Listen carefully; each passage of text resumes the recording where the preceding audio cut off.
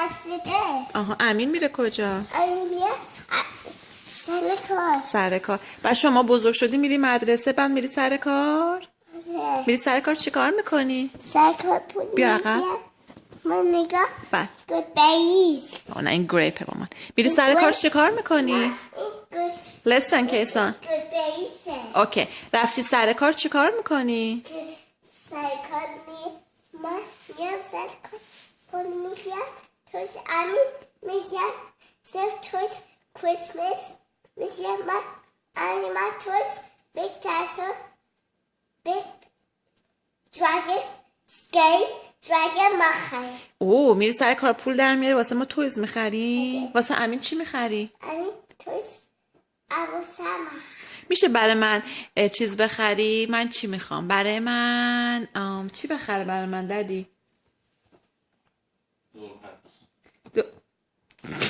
مامی مثلا دو خست بخری. نه من که بیبی نیستم دول هاوس بخره واسه من چیز بخر کسا میفته پسرم برای منم یه چیز خوشگل بخر عطر میخری اصل نمیخرم. پس چی میخری؟ مثلا دو خست بخری. دول هاوس میخری؟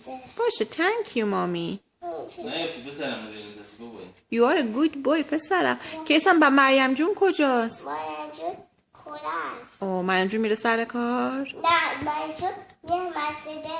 اما مهران کجا میره؟ امینا میره وپسی. وپسی بیا مثل مامی. you're welcome اما مهران میره کجا؟ امینا میره سر کار. خب عمو فرید میره کجا؟ افرادی میره سر کار. ترنه جون میره کجا؟ او اوکی ترنه جون میره کجا؟ تنانه میره مسجده.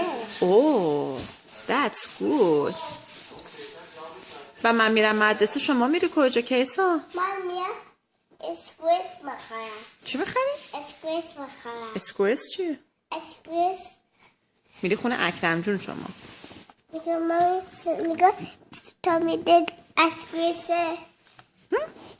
تامی دید تامی تم؟ تامی امین کو؟ تامی امین ایجاز. اوه چجوری تامیش؟ تامیش پرپوره. پرپله؟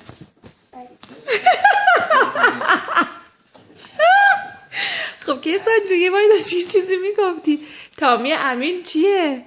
تامی امین پرپوره. نداشتی میگفتی تامی امین بیگه یا کوچولوه؟ بگه میگه توش کابا خود تامیش بزرگه.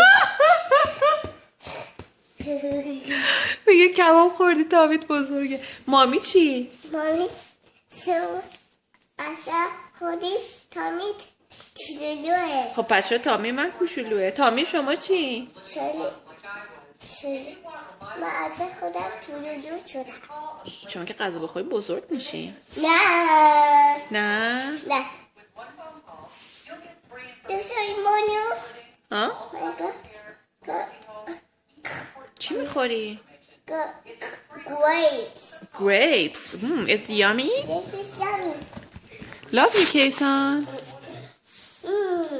I love grapes. you love grapes Yeah. grapes loves you too Mommy, you want grapes?